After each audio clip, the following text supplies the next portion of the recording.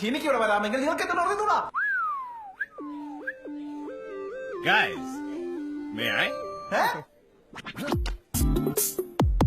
ഈ മോൻ വന്നതേ ചുമ്മാ പോനല്ല.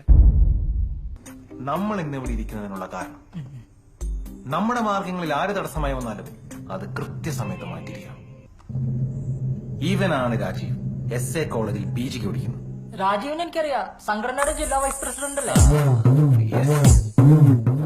അതിപ്പോ പക്ഷെ ഇവൻ നാളെ ജില്ലാ സെക്രട്ടറി ആയിക്കോളെന്ന് പറയാൻ പറ്റില്ല. എനിക്കറിയാം. അതിനുള്ള സാധ്യതയുണ്ട്. അതിന് ഒതുക്കണം. എങ്ങനെ? എങ്ങനെയും.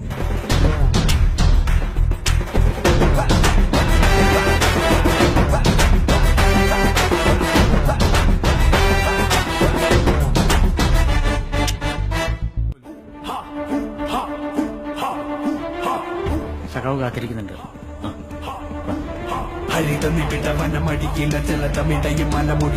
രാജിയുടെ ആത്മഹത്യ നമുക്ക് വീണ് കിട്ടിയ നല്ലൊരു പൊളിറ്റിക്കൽ ഇഷ്യൂ ആണ്. ഒരു പെൺകുട്ടിയുടെ ജീവിക്കാനുള്ള അവകാശത്തെ കൊന്നൊടുക്കിയതിനെതിരെയായിരുന്നു ഇത് സമരം. അതിന് ഈ ടൈപ്പ് കള്ളക്കഥകളുമായി ഇനി ഈ ഹോസ്റ്റലിൽ വരാം.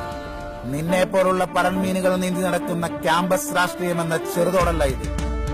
വൻമീനുകൾ നീന്തുന്ന മഹാസമുദ്രമാണ് ഇന്ത്യൻ പൊളിറ്റിക്സ്. ഇത് ആശാനും ഞാനും നോക്കും.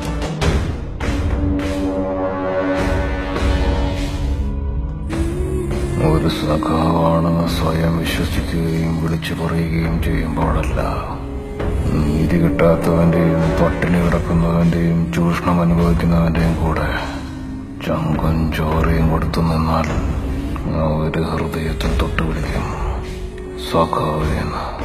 ആ വിളിക്ക് പകരം വെക്കാൻ ലോകത്തിന്ന് വരെ മറ്റൊന്നിനും കഴിഞ്ഞിട്ടില്ല. ഹലോ. രാജീവേ, ഞാൻ വിളിച്ചതേ ഒന്ന് കാണായിരുന്നല്ലോ.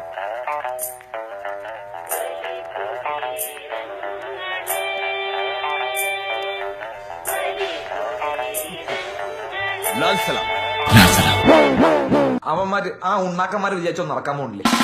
കളിപ്പ് കട്ടക്കളിപ്പ് കളിപ്പ് കട്ടക്കളിപ്പ് പറക്കും പാടിപ്പറക്കും ചെങ്കൊടി കയ്യിലും അത് നെഞ്ചിലും മനോജ് സാർ മഹാരാജ് കോളേജിൽ പഴയ KSQക്കാരനായിരുന്നല്ലേ?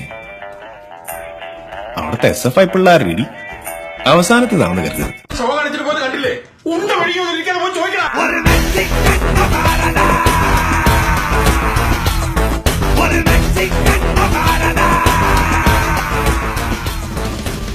ആളക്കൂട്ടലല്ല നമ്മുടെ പാർട്ടിയുടെ പണി.